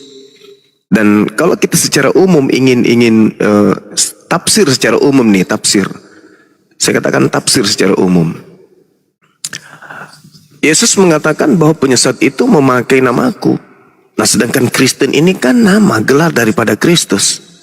Kristen adalah pengikut Kristus, terseret nama Kristus di sana. Yesus mengatakan kepada orang Yahudi, waspadalah kepada penyesat yang datang kepada kalian memakai namaku dan berkata akulah Kristus. Berarti penyesat itu berkata akulah Kristus. Pengikut penyesat itu ya bernama pengikut Kristus alias Kristen. Itu yang pertama. Kemudian yang kedua, kalau saudara Kristen mengatakan Kristen itu bukan agama, berarti Kristen ini tidak bisa masuk surga. Karena menurut Yesus dalam Matius 5 nomor 20, syarat untuk masuk surga pertama itu adalah harus punya agama. Yang kedua, agamanya harus lebih benar dari ahli Taurat. Jika hidup keagamaanmu tidak lebih baik dari ahli Taurat, maka kamu tidak akan masuk ke dalam surga. Jadi kalau Kristen bukan agama, syarat pertama beragama, syarat kedua kemudian adalah lebih benar dari ahli Taurat, itu sudah tidak bisa meloloskan Kristen masuk surga. Itu real di dalam data Bible. Jadi sebenarnya Kristen itu adalah aturan-aturan. Kristen itu adalah aturan hidup yang dianut oleh orang-orang yang mengaku sebagai pengikut Kristus, di mana aturan tersebut adalah aturan yang dibuat secara internal, bukan berdasarkan atas pewahyuan, bukan berdasarkan firman Tuhan, bukan berdasarkan sabda Kristus, yaitu Yesus. Tetapi Kristen adalah satu komunitas manusia yang membentuk sebuah aturan agar mereka merasa damai, mereka merasa sentosa, mereka merasa sejahtera, mereka merasa kasih, ya, sehingga aturan-aturan itu kemudian baku. Contoh, orang Yahudi beribadah dalam agamanya hari Sabtu, orang Islam hari Jumat, Kristen hari Minggu. Mereka berbondong-bondong ke sebuah gedung hari Minggu. Apa itu? Untuk melakukan ritual, keyakinan, kepercayaan. Nah, untuk apa mereka melakukan itu? Supaya mereka damai, supaya mereka teratur dalam hidupnya, baik itu hubungannya dengan sembahan mereka maupun sesama mereka. Maka itulah yang disebut agama. Sayangnya Kristen memang tidak pernah menyentuh sedikit pun tentang kekristenan, melainkan selain daripada nasihat Yesus kepada kaumnya Bani Israel agar waspada kepada penyesat yang datang memakai namanya dan bergelar Kristus. Nah, bahkan kalau kita lihat dalam kitab Korintus ya, 1 Korintus 12, Paulus terlalu berani mengatakan bahwa pengikutnya itu tubuh Kristus. Kristen itu, orang-orang Kristen itu adalah bagian daripada tubuh Kristus. Nah, bahkan dikatakan bahwa Kristen itu oknumnya adalah anggota Kristus. Sedangkan kita paham, anggota TNI sudah pasti TNI. Anggota Polri ya pasti Polri dong. Anggota Kristus berarti adalah Kristus. Nah, inilah yang kemudian harus dipahami. Bisa tanggapin? Iya, silakan. Iya, saya juga mau nanggapi dulu. Makasih, Bang. Kenapa? Abang dulu. Kenapa Bang Koirang nggak berani menyebut bahwa Kristen itu agama, Bang? Apa ini? sampai ya, Bang? Bukan, gini lah ya, saya jelaskan ya. Yesus mengajar agama hidup, bukan sistem agama. Karena Yesus lahir ada, bukan membawa agama baru. Jelaskan bahwa ajaran ini intinya adalah tentang hubungan langsung dengan Allah Bapa dan kasih terhadap sesama, bukan ritual atau hukum agama baru. Ya, Yohanes 14 ayat 6. Artinya Yesus itu bukan bawa agama baru, bukan. Makanya bahasa Yunani Kristo itu pengikut ajaran Yesus. Itu awalnya. Jadi di sini disebut agama. Agama kebetulan memang Muslim punya agama, Tuhannya kan punya agama. Karena nggak tahu sahabat dari Allah itu agama apa, siapa imamnya nggak tahu. Artinya bahwasanya Kristen itu tidak agama, karena agama itu bahasa Sanskerta, artinya tidak kacau. Jadi ini religion, kepercayaan. Lanjut, tambahin abang. Berarti kalau begitu abang mengakui bahwa Kristen itu nggak punya aturan. Saya dengan Ini apa? kata mereka. Ini loh bang, kan bahasa itu Kristo ya, itu pengikut ajaran Yesus. Iya, Karena Yesus julukan. tidak bawa agama baru. Itu kan julukan. Beda dengan Abang mereka, istilahnya- Ya, abang mesti ngerti kan itu julukan. Istilahnya apa namanya itu olok-olok. Karena orang Yahudi di Itu mengatakan yang ini loh, yang di Matius 5 tadi disebutkan Bang Zuma itu khusus untuk orang Farisi, agama baru. Toh di situ Yesus ngomong, memang ada agama Kristen di situ, nggak ada kan? Tidak, nggak bilang dia bilang agama ini betul, enggak. Dia mengarahkan kepada agama Yahudi sendiri, itu loh. berarti undang-undang kita harus dirubah ya bang ya, Wira ya. Agama yang diakui Indonesia adalah Islam, Iya. Kristen, Protestan. Di sini disebutkanlah agama, betul. Tapi arti sebenarnya Kristen itu bukan agama, tapi pengikut ajaran Yesus. Kita sebut juga agama, gitu loh. Agama apa? Itu juga menyebut Kristen, agama Hindu. Kristen itu, Bang. Gimana? Menurut abang, pokoknya intinya saya tahu itu istilah Kristen itu apa, saya ngerti, saya juga nggak Iya. bodoh banget bang. Cuma Iya. intinya Kristen itu agama. Itu Kalau Bang- Kristen itu artinya Bang- pengikut benar, ajaran Yesus. Pengikut ajaran Yesus karena dia tidak ada membuat agama baru. Coba, dalilnya coba baca. Di mana tertulis Yesus bawa agama baru? Dia aku jawab, ada tertulis dia bawa, tapi di mereka ada. Kita nggak ada. Gitu. Ya udah, Lanjut. kita berarti ngikutin Abang tambahin. Pemahaman aja, bang artinya. Pemahaman aja, karena pemahaman aja bang. Memang saya Iya. merasa ucapan bang Juma benar. Kita itu nggak pede, abang itu nggak pede. bukan nggak pede, artinya memang kita jawab mereka bang harus menggunakan dalil di diri sendiri, jangan yang lain-lain nanti malah kejepit. Itu menjawabnya. Lanjut. Ini sebenarnya gini loh teman. Ketika Yesus mengatakan akulah jalan, satu, akulah kebenaran, dua, akulah hidup, tiga, tujuan tak sampai kepada Bapa atau sampai kepada Bapa, empat. Yang kelima, memperoleh hidup yang kekal. Yaitu adalah agama. Instrumen yang muncul dengan 5 kerangka ini, itulah yang disebut agama. Kalau Anda tidak mengatakan, kalau Anda mengatakan Kristen itu bukan agama, berarti Anda tidak berada pada aturan. Agama itu menghantarkan manusia itu supaya tidak kacau. Makanya Yesus menunjukkan akulah jalan. Kenapa harus menempuh jalan Yesus? Di jalan itu ada rambu-rambu kiri, kanan, belok kiri, belok kanan, pendakian, penurunan, ada jembatan dan seterusnya. Karena Yesus itu adalah jalan, berarti dia menunjukkan keselarasan hidup. Artinya keteraturan hidup supaya manusia itu tidak kacau. Maka Yesus mengajarkan, belakangan baru kita orang ini menggunakan istilah agama. Jalan itu agama, milah. Hudan, petunjuk itu agama. Sirat, jembatan itu petunjuk, itu adalah agama. Cuman bahasa kita sekarang agama.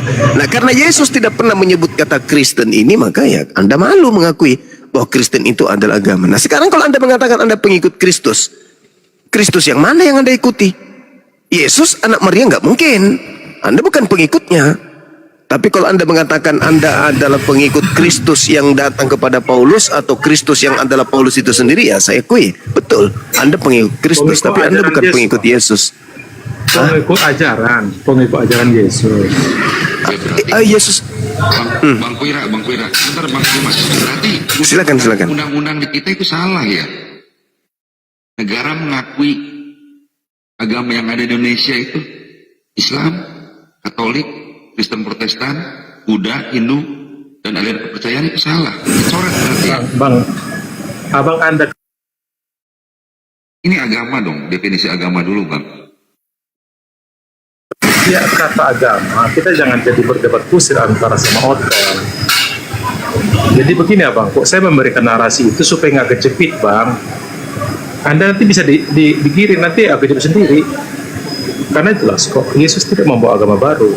Di mana dalilnya? Kalau memang ada agama baru Bang Zuma, aku sepakat dengan Anda, sama kita punya agama. Lanjut.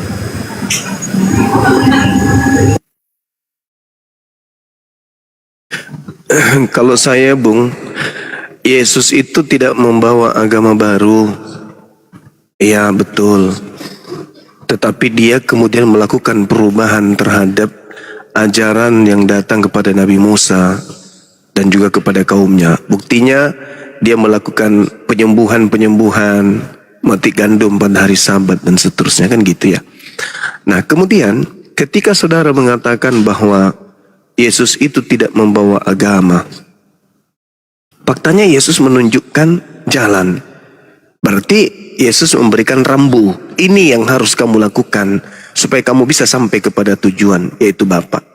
Berarti Yesus membawa agama. Ya cuman Anda gengsi aja mengakui.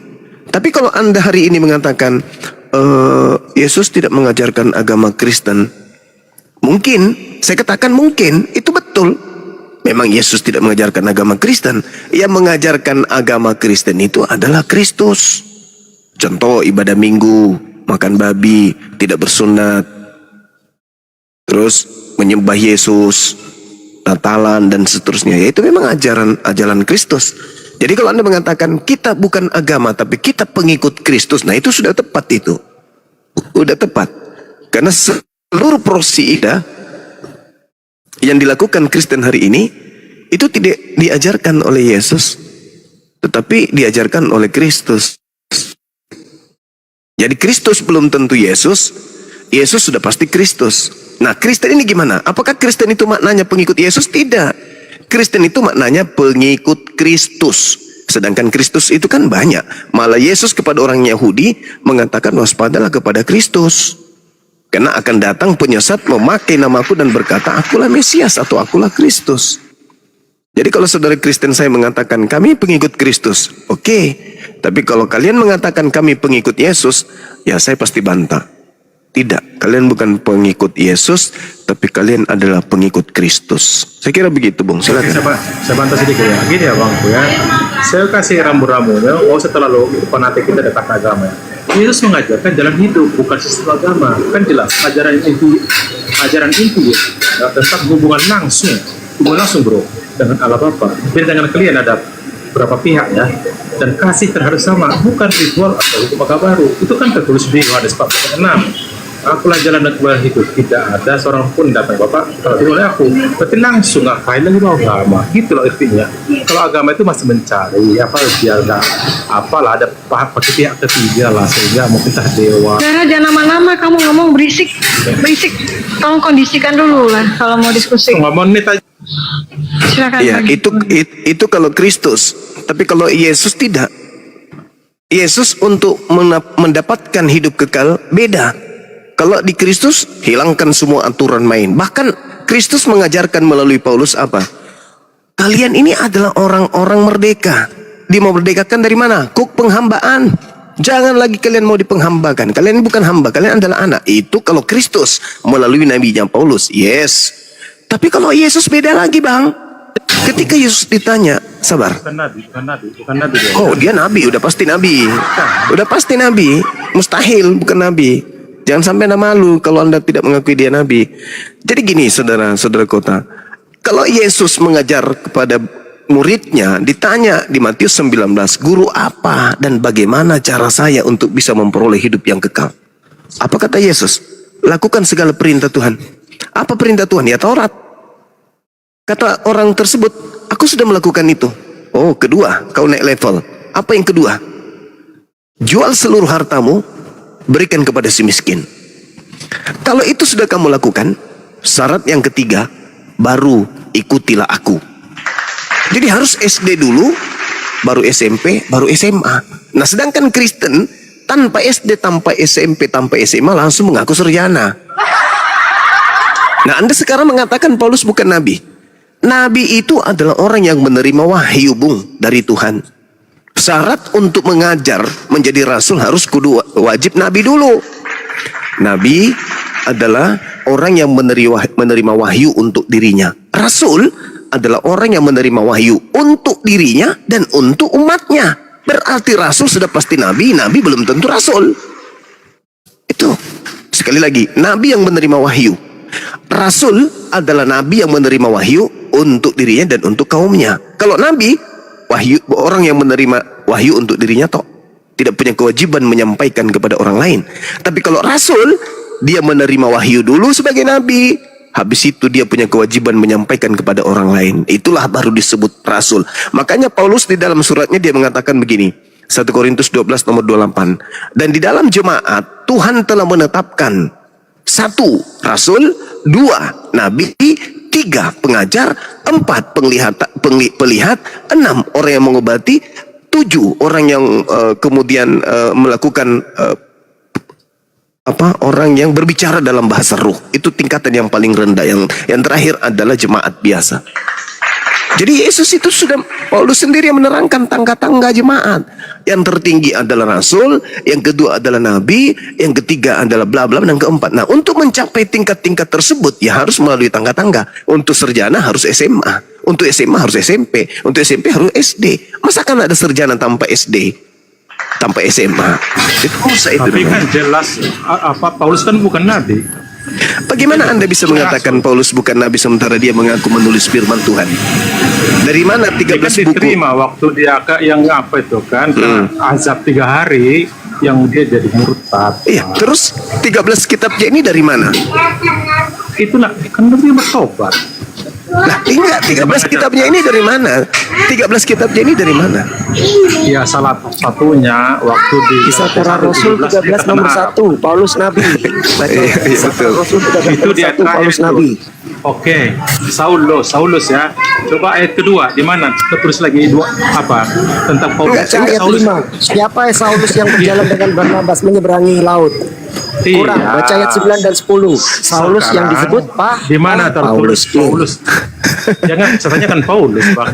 Itu masih nama ini Saulus, Bang. Sedangkan Saulus aja sudah disebut nabi, apalagi setelah jadi Paulus. Saulus dia nabi, Paulus dia rasul, cocoknya itu. Tingkatan pertama nabi, tingkatan kedua rasul. Sekarang pertanyaan saya, kalau Paulus itu bukan nabi, ingat di dalam Bilangan 12 nomor 6, jika di tengahmu ada seorang nabi, maka aku Tuhan akan berfirman kepadanya melalui penglihatan dan berkata kepadanya melalui mimpi. Pertanyaan saya, kalau Paulus bukan nabi, 13 bukunya ini apa? Karangan? Itulah yang diterima dia waktu ketika kena azab 3 hari, dia bertobat. Jadi kepada 4 gospel, dengar dulu. Kan ya, 13 buku ini firman Tuhan atau surat kepompong? Surat dia, bukan firman. Bukan firman Tuhan. Bukan firman Tuhan. Bukan. Firman itu cuma selesai. satu yang ketemu di apa itu, di Dansik aja. Langsung Yesus ngomong gitu, paham? Itu kisah rohani dia waktu dia. Berarti apa yang kemudian Anda sebut? Berarti Anda sudah mengakui bahwa apa yang Paulus sebutkan ini di dalam 13 kitabnya ini bukan firman Tuhan, bukan? Rohani tentang Yesus, bukan. Baik. Dia ketika di Roma. Siap. Ya. Mengatakan bahwa surat-surat Paulus itu bukan firman Tuhan. Ini, coba kita jangan jadi bertolak belakang gini. Baca apa? Kamu pahami dulu antara firman dengan tulisan. Damailah, Dia jangan kan cakar-cakaran dulu, damai dulu, jangan cakar-cakaran dulu. Bang Jasmine agak beda gini loh, Bang. Ya, 2 kali mempermalukan Kristen saudara Kora ini. Diselesaikan dulu Bang Jimmy, silakan Bang. Oke, Bang Jimmy, coba kasih masukan Bang Jimmy. Iya, karena kalau bukan firman Tuhan, kenapa dimasukin dalam Alkitab? Pertama itu. Kedua, abang harus mengakui bahwa memang di dalam Alkitab tertulis Paulus itu nabi. Saya pun kaget awalnya. Setahu saya semenjak dari dulu, setahu saya Paulus itu rasul. Dia rasul, Bang. Rasul ya, Bang, bukan nabi. Ya silakan itu baca tadi yang diperdengarkan sama itu Saulus. Kalau abang ngakui dia sebagai nabi, di mana ayat kedua tuh? ngomong yang kedua, dia sebagai Pak Paulus sebagai nabi di mana? Bukan Saulus ya, satu lagi. Itu cuma di KPR 1 ya. Coba yang lain. Dia berapa dia ngaku dia kecuali dia rasul. Gitu. Coba buktikan dulu. Aku ngomong dulu. Sebentar, ini aja. Nggak usah kita main kita aja. Saul sama Paulus orang yang sama bukan, Bang? Iya, Ya kata udah. Paulus yang ada di KPR 1 itu di terakhir dia loh, Bang. Nggak gabung dengan yang 4 orang itu. Dia diketik masuk itu, bukan sebenarnya nggak bukan nama dia, orang dia masih Saulus, masa ujuk-ujuk nabi, dia kan ikut menyaksikan waktu metong atau ya kan kok dibilang nabi itu Romawi. Jadi begini Bang Koira, maksudnya begini, Bang Koira jangan gara-gara takut nanti sama Bang Juma atau yang lain dipersulit atau di istilah abang di framing. Saya yang bagi Juma udah sering. Masa Kristen dibilang bukan agama, saya agak aneh itu dari situ aja agak aneh gitu loh Bang. Lalu abang mengatakan bahwa Paulus itu surat-surat Paulus itu bukan firman. Saya agak bingung. Ini izin bang, sedikit bang. Silakan. Kenapa sampai ke coba bahasa Kristen itu adalah asal dari Kristo ya. Kristo itu yang bahasa Yunani apa? Pengikut ajaran Yesus. Itu namanya kalau luar negeri namanya religion, kepercayaan, percaya kepada Yesus. Nah, di Indonesia harus ada tulisan agama. Mau jadi apa pasti agama, termasuk juga malim yang di Tanah Batak harus agama, padahal itu percaya. Mereka nggak mau bikin agama orang itu, coba tanya. Mau nggak dibikin orang itu agama formal itu? Enggak lah, percayaan. Jadi gini loh bang, kita jangan karena Indonesia ngomong seperti itu. ID card yang ada, ID identitas agama cuma Indonesia. Amerika nggak ada, Singapura nggak ada. Mana ada agama itu? Itu dihapuskan, nggak ada tulisan itu. ID tidak ada pasti. Lanjut.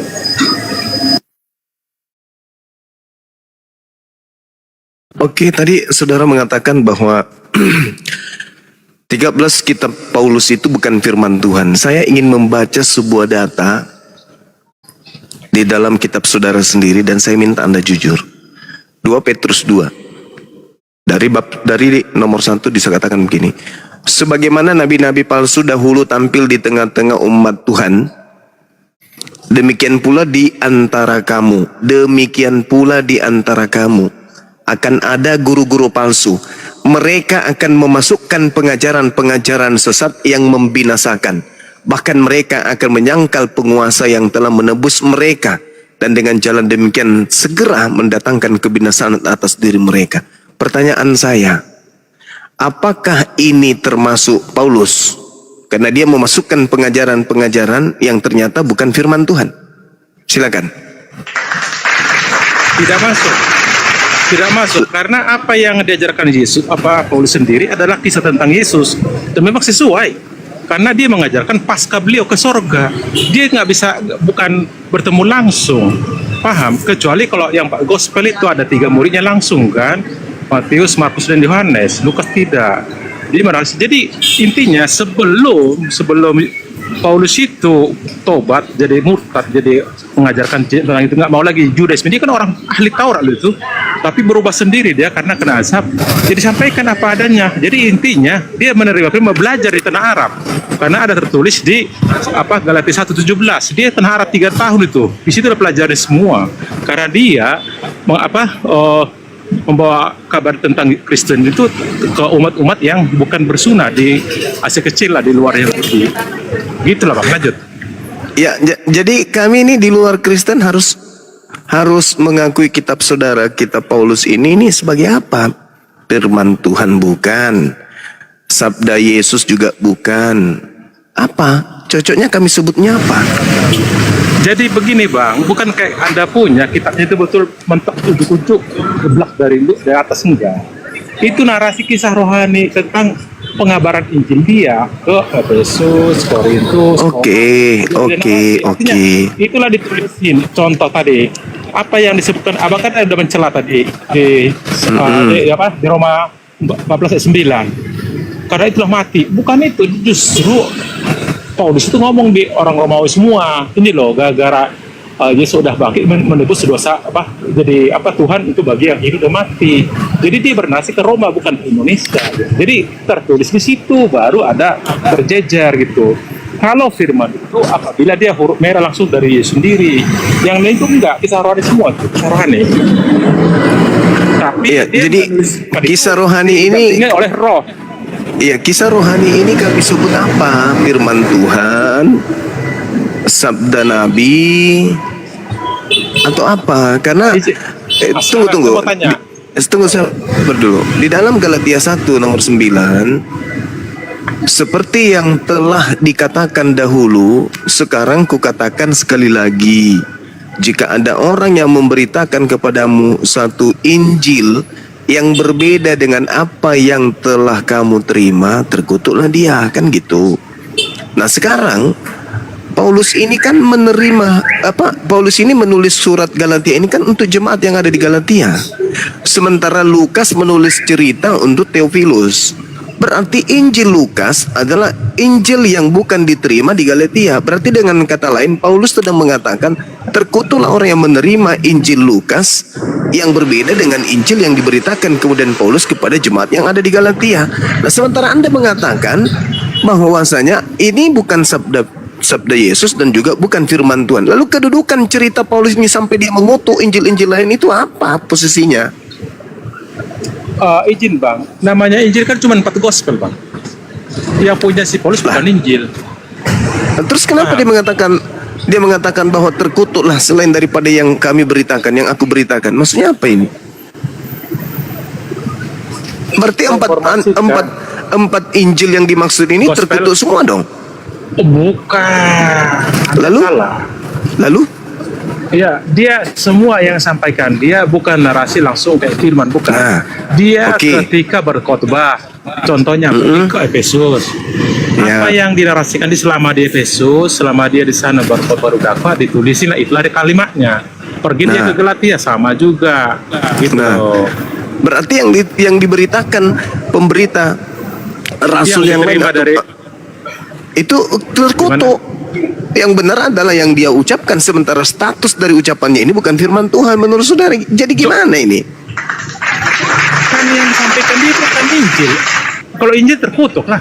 Ini kan bentuk Injil, dia kan narasi dia. Enggak, maksud Paulus di sini, jikalau ada orang yang memberitakan kepadamu suatu Injil yang berbeda dengan apa yang telah kamu terima, ya, terkutuklah dia. Ya Anda lah kalian terkutuk. Kalian punya Injil 619 tahun itu yang masalahnya. Kenapa jadi ke saya ya? Loh, kalian kan punya Injil. Kenapa jadi 619 tahun ada kalian? Berarti Lukas terkutuk dong. Yang menerima Lukas, yang menerima Galatia, yang menerima Yohanes, Matius terkutuk dong. Injil itu kan 4 bang, Matius, Markus, Lukas, Yohanes. Di luar itu dianggap. Pernah tidak Paulus kemudian memberitakan Injil Lukas? Tidak. Ya, tidak pernah, berarti berbeda dengan yang Paulus beritakan. Mana yang betul ini? Paulus mengutuk Injil lain. Kan begitu, terkutuklah. Dia menyampaikan narasi dia apabila ke depan pertama ada nabi-nabi palsu. Kenapa larinya ke situ? Alamak, Injil palsu. Pandainya ini pasukan Paulus, pandainya melilit lidah nih. Paulus mengatakan seperti yang telah dikatakan dahulu, sekarang kukatakan sekali lagi, jikalau ada orang yang memberitakan kepada kamu, kepada orang yang di Galatia pada saat itu suatu Injil. Nah, angkatan Injil yang diberitakan Paulus itu seangkatan dengan Injil Lukas, Markus, Matius, Yohanes. Nah sementara 4 kitab kanonik ini tidak diajarkan oleh Paulus. Berarti 4 ini adalah Injil dikutuk, kan gitu bang. Anda bro, tolong, itu bukan singkatan. Singkatan ini zaman waktu Yesus mau naik ke surga. Habis itu dia kan masih pembonoe. Justru muridnya mau dibonoe, artinya bukan Anda singkatan. paham? Narasi Anda paham dia tidak? Dia tobat. Anda paham tidak bahwa Paulus itu menulis tahun berapa?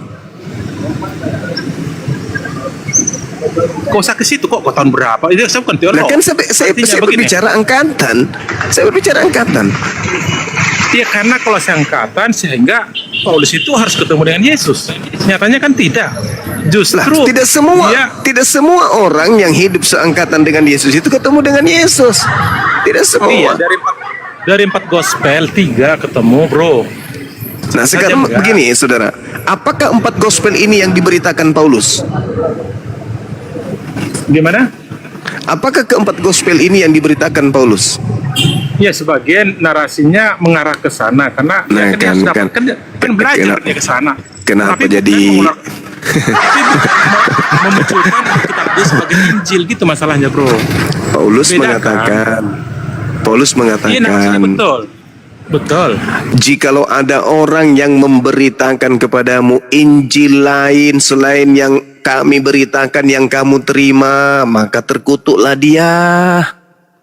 Berarti dengan kata lain, Paulus mengutuk Injil yang lain, Lukas, Markus, Matius, Yohanes. Dan memang dalam pengajaran Paulus konsentrasinya kepada kitabnya sendiri, 13 kitab itu. Anda maknai dulu abangku. Orang dia datang udah selesai mereka 4 gospel. Dia tobat. Akhirnya dia mau hancurkan 4 gospel itu, tapi dia bertobat kan? Saudaraku ini. Coba gini bang, izin bang. Aduh, parah-parah. Yohanes itu aja, kitab Wahyu ya, kitab Wahyu itu dituliskan antara tahun 90 ke tahun 110. Lukas ditulis tahun 60-an, Matius 63. Kemudian Waktu itu apa waktu lagi? Yohanes- Ya, Lukas, Kisah Para Rasul tidak diketahui kapan ditulis. Lalu kemudian kitab Ibrani nggak ditahu siapa penulisnya. Nah, Paulus memulai penulisan itu tahun 52. Berarti Paulus ini mengatakan bahwa keempat kitab kanonik ini adalah kitab-kitab yang terkutuk karena tidak diberitakan oleh Paulus. Kecuali saudara bisa menunjukkan di antara ke-13 kitab Paulus itu di tengah-tengahnya ada dia Paulus memberitakan tentang gospel Lukas, Matius, Yohanes dan Markus. Ada nggak? Nggak ada. Itu adalah gospel di luar daripada gospel yang diberitakan oleh Paulus. Maka kata Paulus, terkutuklah dia. Begitu saudara. Ini akibat apa tadi?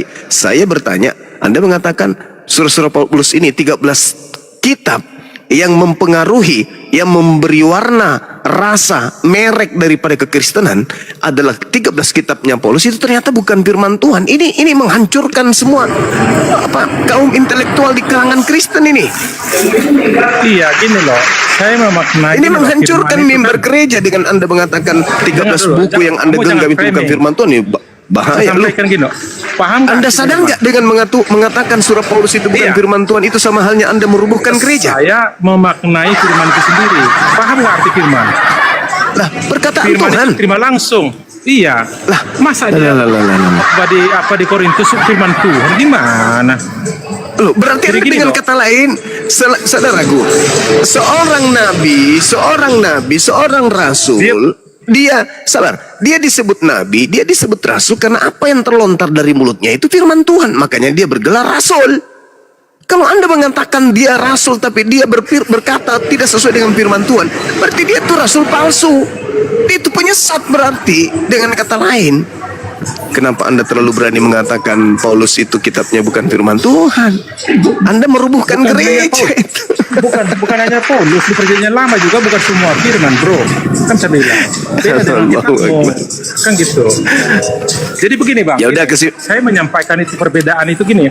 Kalimat firman saja yang masalah, maka saya sampaikan seperti itu. Kenapa? Paulus tidak pernah dia menerima langsung kata-kata itu semua gitu. Maka saya bilang bukan firman semua, tapi narasi dia tentang kabar gembira itu. Tapi narasinya berdasarkan gospel 4 itu. Lanjut. Perjanjian lama juga.